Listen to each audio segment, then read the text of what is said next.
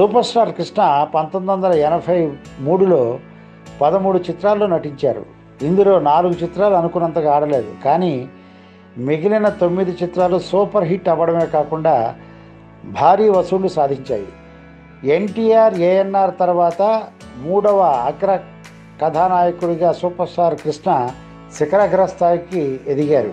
ఒక్క మాటలో చెప్పాలంటే 1983లో స్టార్ ఆఫ్ ది ఇయర్ ఆయనే. ఈ ఏడాదిలో ఆయన నటించిన సూపర్ హిట్ చిత్రాల్లో కిరాయి కోటిగాడు ఒకటి.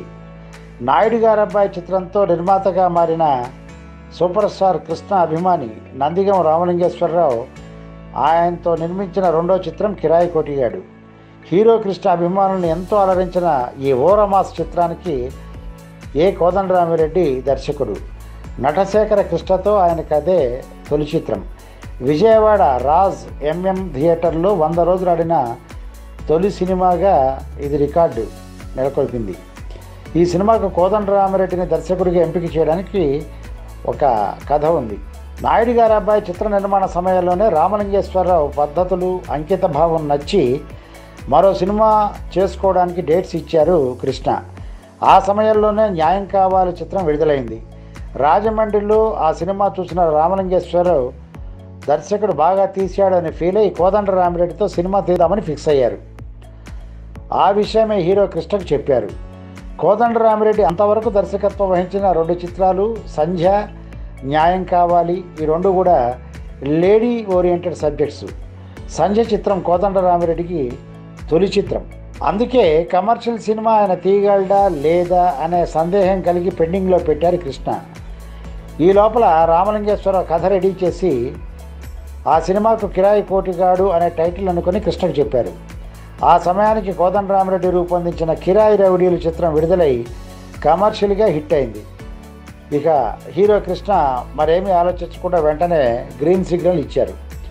ఈ సినిమాలో కోటిగాడిగా రౌడీ పాత్ర పోషించారు కృష్ణ. కిరాయి తీసుకొని రౌడీజం చేసే పాత్ర అది.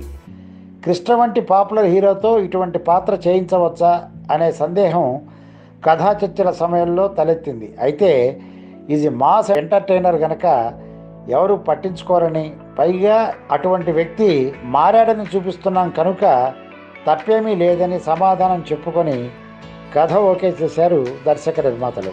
శ్రీదేవిని హీరోయిన్గా ఎన్నుకొని 1982 జూలై 19న కిరాయి కోటిగాడు చిత్రం షూటింగ్ ప్రారంభించారు. ఆ రోజుల్లో నెలకు 10 రోజుల చొప్పున ఒక్కో సినిమాకు 3 నెలలు కేటాయించేవారు కృష్ణ. అందులో ఒక్కరోజు వేస్ట్ అయినా తిరిగి ఆయన డేట్స్ దొరకడం నిర్మాతలకు చాలా కష్టంగా ఉండేది. కిరాయి కోటిగాడు చిత్రానికి అలాగే జరిగింది. సిరిపురం మునగాడు చిత్రం షూటింగ్లో హీరో కృష్ణ గాయపడి కొన్ని రోజులు విశ్రాంతి తీసుకోవడంతో ఆయన మిగిలిన సినిమా షెడ్యూల్స్ దెబ్బతిన్నాయి. కిరాయి కోటిగాడిలో కృష్ణ జయమాలినిపై చిత్రీకరించాల్సిన పాట మినహా మిగిలిన చిత్రం పూర్తయింది. కృష్ణ డేట్స్ సంపాదించి ఆ పాట చిత్రీకరించడానికి 6 నెలల సమయం పట్టింది. ఈ సినిమాలో టైటిల్స్ పరంగా ఒక ప్రయోగం చేశారు కోదండరామిరెడ్డి. హీరోయిన్ శ్రీదేవి పేరు మొదట వేసి మిగిలిన నటీనటుల పేర్లు వరుసగా వేశారు. టైటిల్స్ పూర్తయ్యి హీరో కృష్ణ పాత్ర ఎంటర్ అయినప్పుడు ఆ ఫ్రేమ్ని ఫ్రీజ్ చేసి సూపర్ స్టార్ కృష్ణ అని వేశారు. అది చూసి ఆయన అభిమానులే కాదు ప్రేక్షకులు కూడా థ్రిల్ అయ్యారు. ఇలా టైటిల్స్ వేయడం అనేది అదే ప్రథమం. 1983 మార్చి 17న విడుదలైన కిరాయి కోటిగాడు చిత్రం చూసి ఫ్యాన్స్ పండగ చేసుకున్నారు. ఈ సినిమాలో నమస్తే సుస్వాగతం పాట బాగా పాపులర్ అయింది. 6 కేంద్రాల్లో 100 రోజులు పూర్తి చేసుకున్న ఈ చిత్రం శతదినోత్సవం చెన్నైలో జరిగింది. హిందీ నటుడు జితేంద్ర, దర్శకుడు రాఘవేందర్ రావు, నిర్మాత డి రామానాయుడు ముఖ్య అతిథులుగా హాజరయ్యారు. జగ్గయ్య ఆనాటి విజయోత్సవ సభకు అధ్యక్షత వహించారు.